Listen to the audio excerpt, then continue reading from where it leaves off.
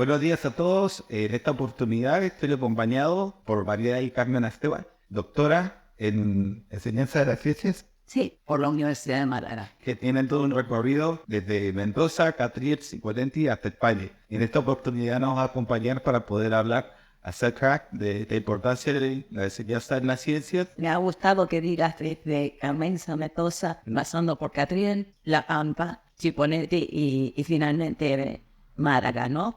Donde llevo ya 24 años viviendo. Desde siempre he estado en contacto con la enseñanza, con la docencia y para mí es una pasión. Es mi proyecto vital. Yo siempre digo que empecé en la docencia desde mi escuela primaria. Cuando yo tenía 6 añitos, no fui a infantil. Creo que acá se le dice ahora nivel inicial, bueno, porque vivía en un pueblo donde no estaba instalado el nivel inicial todavía en la escuela, pero empecé con 6 añitos cumplidos y desde entonces me siento maestra, porque en aquella época íbamos a una escuelita rancho prácticamente, había poquitos maestros para el grupo de alumnos, entonces a los que éramos un poquito más avispados nos ponía a apoyar a los compañeritos de cursos inferiores. Con lo cual, yo me sentía ya senior, en aquella época, con 6 años. Ahora mismo tengo 66, o sea que mi trayectoria, hice mi escuela secundaria en General Alvear y me fui a hacer la carrera de biología a La Pampa. Y ahí, bueno, ya me aferré a la ciencia. En ese momento no pensaba ser docente. La pasión por la docencia la adquirí precisamente en Catriel, porque cuando llegué y vi lo que estaba pasando con nuestro ecosistema, digo nuestro porque para mí Catriel va a ser siempre parte mía, empecé a sentir la necesidad de concienciar a la gente, de ver lo que teníamos, la riqueza que teníamos y cómo la actividad petrolera estaba alterando esa naturaleza en peligro, ¿no? Que teníamos acá, ese ecosistema tan frágil. Entonces, pues empecé a trabajar. Los viejos de Catriel o los de mi edad recordarán que él machacaba mucho en la radio, todo lado y en mi clase. Y claro, ¿desde dónde? Pues desde la escuela misma, ¿no? Desde los pequeñitos. ¿Por qué? Porque ellos llevaban esto a sus casas. Luego nos devolvían de alguna manera la mirada que había en la familia de la realidad que teníamos aquí. En aquella época, me acuerdo que con Tito de escuela lo que hice fue pedirle que en su casa con sus papás realizaran un dibujo de el Catriel ayer, el Catriel hoy y el Catriel mañana. O sea, lo que ellos imaginaban, ¿no? Y aunque no lo crean, esos dibujos me los llevé a Europa y están en mi tesis doctoral. Fue determinante, ¿no? El ayer que dibujaban de Catriel era una colonia semiagrícola, totalmente, era un paisaje bucólico, pastoril. El hoy, pues Catriel que ya no se parece tanto, ¿no? Pero eran los camiones de petróleo, las máquinas, las torres, el río totalmente contaminado por el petróleo. En aquella época, lagunas de petróleo en el campo, pájaros muertos adentro de esas lagunas, porque los pájaros se confunden, ven ese espejo y creen que agua, tortugas muertas en el campo, ningún tipo de posibilidad de actuar para proteger ese ambiente. Pero estaban sensibilizados. Y el dibujito del mañana era nuevamente una colonia agrícola, muy verde, que por suerte después de 25 años casi que hace que me fui, vengo y veo verde a Catriel. Me desperté con el sonido de los pajaritos. En aquella época era raro ver pájaros. Enseñar ciencias, trabajar las cuestiones ambientales, tiene que ser en comunidad con el hogar, con la casa, con la familia, con el entorno medio. Y ahí la pregunta que te quería hacer, que ¿por qué consideras que es importante enseñar ciencia desde la edad temprana? Bueno, Un poquito de esto de lo que va. un poco creo que es lo que acabo de decir, ¿no? Que es importante sensibilizar.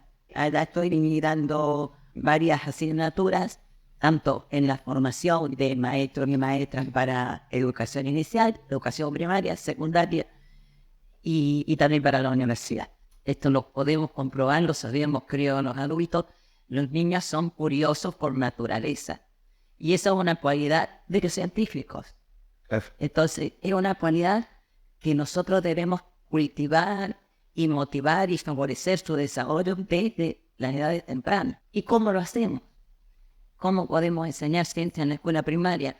Pues simplemente favoreciendo la observación. Como dije antes, los niños son curiosos. Eso es una actitud que está ligada de la mano con una habilidad. La habilidad sería la observación. Y cuando digo observación, no es solo observar con la vista, sino con todos nuestros sentidos. Entonces, por ejemplo, trabajamos muchas actividades allí en la universidad, o sea, sugerimos actividades que son sencillas y que van sentando las bases para, en esa progresión del aprendizaje, esas pequeñas bases que vamos sentando sirvan de andamiaje para futuros aprendizajes. Por ejemplo, en estos días mi sobrina que está en tercero de secundaria me dice, tía, ¿qué es la luz? Y le digo, pensar, crear tu propia definición con todo lo que tenés. No soy capaz. Bueno, fíjate qué paradoja, ¿no? Nosotros, como te decía, en infantil estamos trabajando una actividad sencilla, que es poner un espejo en una palangana con agua que incida la luz solar en el espejo y se proyecte el arcoíris en papel blanco, donde los chiquitos con colores copian de alguna manera en ese papel blanco donde se está proyectando el arcoíris los colores.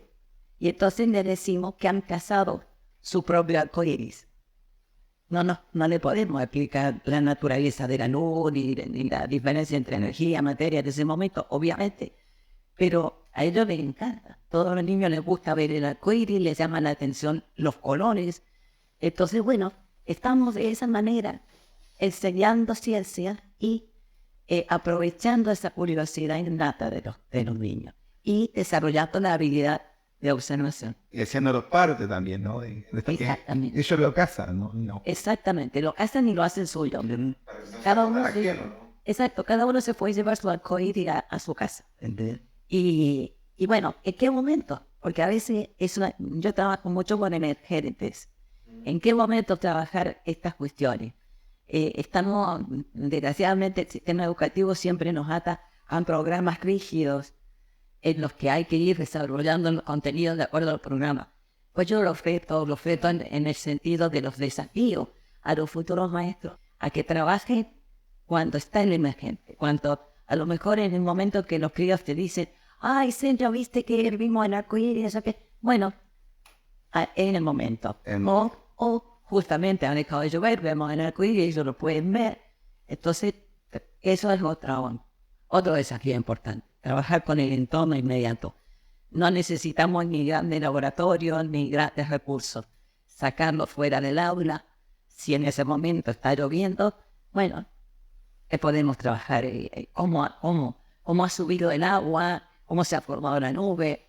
Bueno, nos da pie a utilizar esos recursos cotidianos y que emergen del grupo. Por ejemplo, tenemos que trabajar los sentidos en infantil. En las primeras edades, ¿no? Por supuesto que no vamos a trabajar los sentidos desde el punto de vista biológico, fisiológico y anatómico, pero en esto que digo de fomentar y potenciar la observación, y para lo cual tenemos que utilizar todos los sentidos, ¿no? Hicimos un trabajo y con los maestros captar olores, olores que indican cierto peligro. Entonces, bueno, en un dispositivo sencillo, con algodones, captaban olor, por ejemplo, a cable quemado. Claro. Quemaban cable y captaban el olor con un frasquito con un algodón, ¿no? Algo rancio, algún otro alimento que se está echando a perder, puede ser moho en un limón, que huele de determinada manera. Bueno, una serie de olores que nos están indicando peligro para alguien. También sonidos. La alarma de los bomberos, la sirena de la ambulancia, bueno, el ruido de un golpe, un crack de algún electrodoméstico típico en la casa, para hacerlos partícipes de eso, ¿no? Entonces, con los ojitos cerrados, se les hace oler o escuchar, y ellos, ¿qué harían, no? Si siento olor a quemado o olor a gas, ¿qué hago? Estamos durmiendo. ¿Qué es lo que tengo que hacer? Trabajando con ellos, ¿no? Entonces, eso lo integramos con los papás. En talleres para madres. Y que es súper interesante porque, digamos, también puedes pensar que eso ayuda a la autonomía de los niños. Exacto. No solamente que los sentidos vengan de los padres, sino que ellos son capaces, ¿no?, de tomar decisiones, ¿no?, de tener referencia. Cuando están no es despojarlo No, los padres, pero pero autonomía y responsabilidad. claro, ¿qué pasa sin duda a los niños? Claro. A veces, digo, para no empezar que lo científico, por lo menos en lo que tienen inicial o infantil, sea solo estrictamente un contenido académico, sino que hasta en lo cotidiano también. ¿Hay algún otro beneficio que vos consideres que ayuda a la enseñanza de la ciencia en la infancia? Sí, porque esto nos va a ir dando la base para que, como dije antes, en futuro aprendizaje vayamos desarrollando el pensamiento crítico, para lo cual requiere de que ellos duden de todo lo que se les dice. Es una actitud científica. No me quedo con lo que me dice el periodista de turno o ni siquiera a veces mi familia, ¿no? Claro, claro. Quiero saber, quiero tener otras versiones. Y bueno, y tener herramientas, saber cuáles son las fuentes confiables. Bueno, eso nos permite la enseñanza de la ciencia de edades tempranas, ¿no? ¿Y cómo? Con actividades en las que ellos sean los que propongan la duda, surjan las preguntas en el aula y negociamos los docentes con ellos el proceso de aprendizaje a seguir. Y bueno, tenés esta duda, ¿qué podemos hacer? ¿Qué te parece? Que obviamente nosotros vamos a crear tendencias, pero ellos van a sentir que están diseñando el experimento o la manera de encontrar la información. Y entonces lo van a hacer motivados y tienen que llegar a un producto, ¿no? El producto que tiene que ser, pues, la respuesta a esa duda. Y entonces cuando tienen la respuesta a esa duda, van a ir generando pequeños argumentos que cada vez serán más ricos y que estarán de la mano con el desarrollo de ese pensamiento crítico. ¿Para qué? Para que cuando sean ciudadanos adultos y no tan adultos adolescentes, no nos comportemos como borregos superiores que nos llevan, ¿no? Sigue siendo una utopía que la gente realmente se responsabilice y cuide, pero nosotros como docentes no podemos tirarlo al toalla. Sin duda que no, porque en esto que en lo que estás hablando tan importante, todo el ejercicio de la docencia, de tener un compromiso con la realidad próxima, o sea, no es lo mismo, digamos, esto, tener en mente la educación ambiental para, digamos, hacerla presente desde la infancia a estudiar contenidos alejados y que nunca se van a involucrar, ¿no? Exactamente. Generalmente cuando damos educación ambiental, ¿qué se enseña? El efecto invernadero, el cambio climático. Pero eso suena lejano. Claro. Suena lejano para el alumnado. Por más que vemos las consecuencias. Sí, pero lo vemos los adultos y podemos razonar nosotros, pero ellos lo ven lejano. Y tú le pides a los docentes de información y a los que están en ejercicio también. Yo les pregunto, ¿qué actividades concretas de educación ambiental hacemos? Y no salimos del reciclado, de ir a plantar un arbolito y de ir a limpiar algún espacio verde. Y bueno, y ya está. Y eso no es. No. Entonces, ¿cómo nos hacemos responsables cuando logramos asumir nuestro rol? Claro. Y nos sentimos, para ello tenemos que sentirnos parte de ese ambiente. Claro, sí. Hay una tendencia a separar el ambiente, la gente lo asocia al ambiente con la naturaleza. Pero no es así, el ambiente es todo lo que nos rodea. Entonces, y nosotros somos parte. Entonces, el feedback que se produce entre el ambiente y nosotros es permanente. Entonces, las respuestas que vamos a recibir pues dependen de nuestras acciones. Y bueno, en ese sentido, cuando hablamos de concienciar ambientalmente, no nos podemos quedar con los contenidos, sino que también eso tenemos que trabajar las habilidades, como esto que te decía, el pensamiento crítico, ¿no? Vamos bien a mano con todo esto. Sí, no, y aparte pensaba esto, ¿no? Padre, que a veces los contenidos se planifican desde una oficina alejada a la realidad o carinizaban desde una escuela, ¿no? Y se hacen totalmente homogéneos. Claro. Esa es otra. Se pierde el contexto. Eso hay. No es lo mismo trabajar en un nivel infantil de... Bueno, nosotros tenemos muchos gitanos en Málaga.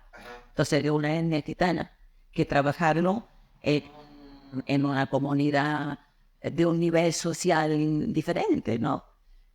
¿Por qué? Porque, por ejemplo, te lo comentaba el otro día, yo en una escuela de etnia gitana, un alto porcentaje de ausencia a la escuela, a pesar de que tienen mucho apoyo desde el Estado. Pero entonces, bueno, ahí la continuidad y el trabajo es complejo. Entonces, ¿qué hacemos? Pues también hacemos participar a las madres. Los padres son más resistentes. Me refiero a los grupos de Estado. Pero las madres están más dispuestas a ir al cole y bueno, de alguna manera se refuerza. Y también, bueno, Málaga es pluricultural, tenemos todas las religiones, proceden de distintos países. Entonces, por ejemplo, cuando trabajamos el tema alimentación infantil, imagínate, hay gente que no puede comer cerdo, por ejemplo. Y España somos grandes consumidores de cerdo, porque su religión no se nos permite. Entonces, bueno, hay que tener un manejo y un cuidado en la inclusión de determinados contenidos cuando están redactados, como vos bien decías, desde lugares centrales, como puede ser desde Madrid, ¿no? Estoy hablando ahora del caso de España, pero acá en Barcelona no entiendo. Entonces, claro que es complejo. Y el docente tiene una tarea muy importante, porque tiene que conocer primero el contexto de aula, conocerlo muy bien. El contexto de aula, el contexto social, el contexto del centro. Y nosotros trabajamos mucho con eso, que es fundamental. Y que sus diseños de estrategias metodológicas para el aula tienen que ser plásticos, totalmente plásticos. Que tú lo puedas ir adaptando en el momento. Es difícil. Sí. Esa iba la pregunta de los recursos pedagógicos. Pensaba esto, ¿no? La flexibilidad, también el pensamiento crítico en función docente, ¿no? Claro. En la semana antes de venirme para acá, salió en tercer año de universidad, en la formación del magisterio, una duda en un grupo que me llaman y me dicen: María del Carmen, ¿cómo se hace el algodón? Se estaban imaginando que el algodón se fabrica. Y le digo, pero me están tomando el pelo. Y bueno, fíjate que eso creo que son víctimas de esa enseñanza que han tenido totalmente aislada del entorno. Porque en Málaga hay plantaciones de algodón. Claro. Si me dijera que están en un sitio donde el algodón solamente lo vende en paquete, pero el que sale de la ciudad tiene la plantación ahí. Y entonces, ¿qué nos está pasando a los educadores? Que nos centramos en el aula y nos olvidamos del entorno inmediato, cada vez más alejados de la naturaleza, tratamos de este dominio de la tecnología. Es bueno, pero por lo menos en la enseñanza de la ciencia tenemos que seguir usando los recursos naturales, todo lo que son aulas. Y la otra pregunta que te quería hacer era cómo abordar los mitos acerca de la enseñanza de la ciencia, ¿no? Que también hay muchos, por ejemplo, esto de solo para el burro, solo para eruditos, ¿no? Y que a veces pareciera que son obstáculos, ¿no? Por ejemplo, que no ayudan a la motivación. Bueno, hay una lucha de muchos años que venimos tratando de romper eso que vos decís, ¿no? Los mitos, por ejemplo, que enseñar ciencia desde el punto de vista propedéutico sería, ¿no? Para los que van a ser científicos, por ejemplo. Pues no, porque estamos viendo la necesidad de que la ciudadanía se alfabetice desde el punto de vista científico. Acabamos de pasar una pandemia en la que el mayor problema fue precisamente el desconocimiento de la gente de cuestiones relacionadas con la ciencia. No saber lo que era un virus, el tamaño del virus. Cuando hablábamos de cómo nos teníamos que proteger, la gente pues no era consciente de ese tamaño tan diminuto que atraviesa los filtros de porcelana, y nos creíamos que poniéndonos un trapo ya estábamos protegidos, ¿no? Bueno, costó mucho. Y bueno, también todos los debates que hay en torno a si vacunas sí, vacunas no, pero sobre todo a la prevención, ¿no? Que ahí quedó en evidencia el desconocimiento de cuestiones básicas de la ciencia. Cuando nos dedicamos específicamente a formar en ciencia, a enseñar ciencia, no debe pensar en que mis alumnos van a ser médicos, biólogos o cualquiera de las ramas de la ciencia, ¿no? Sino que vamos a formar ciudadanos. Ciudadanos con pensamiento crítico, para no ser manipulados políticamente desde el periodismo, desde los ámbitos. Estaba pensando, porque me preguntaste otros mitos, ¿no? No sé si llamaría mitos, pero es la costumbre que tenemos en la aula de la primera infancia de enseñar ciencia como si hiciéramos magia.